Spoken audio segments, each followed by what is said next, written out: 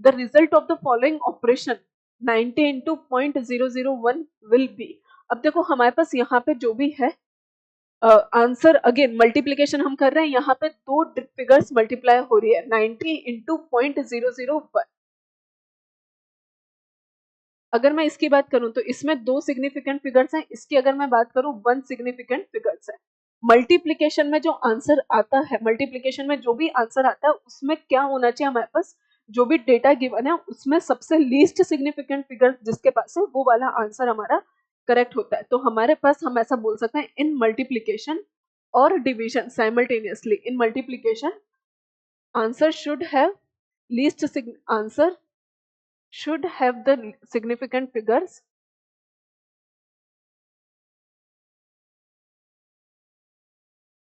should have same significant figures as a,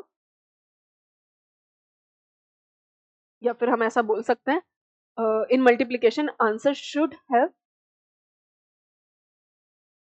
significant figures with least significant,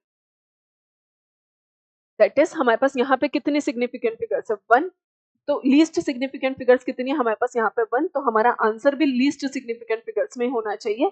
तो यहाँ पे अगर मैं देखूं तो सिग्निफिकेंट फिगर कितनी है मेरे पास, वैसे तो आंसर हमारे पास 0.1 होगा ही नहीं, क्योंकि इसको जब मैं मल्टीप्लाई करूंगी 90 इंटू 0.001 ये कितना आएगा 90, और हमारे पास कितने डेसिमल लग रहे हैं 1 2 3, तो 0.090 हमारा आंसर होना, मतलब आंसर आएगा। तो 0.1 तो हो नहीं सकता, 0.9 इंटू 10⁻⁻1 ये होगा नहीं, इसको मैं ऐसे लिख सकती हूँ 9 इंटू 10⁻⁻2 ही मैं इसको लिखूंगी, तो यह आंसर गलत हो जाएगा।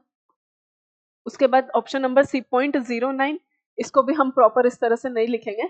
तो जब हम, क्योंकि हमने जो है डेसिमल में लिखा है, तो हमारा आंसर सही होना चाहिए 9 इंटू 10⁻⁻2। तो प्रॉपरली जब हम लिखते हैं, जैसे कि हमने ऑप्शन नंबर बी में लिखा है 0.9 इंटू 10⁻⁻1, इस तरह से हम रिप्रेजेंट नहीं करेंगे। 9 into 10⁻⁻2 will be the correct representation. तो answer will be option number D.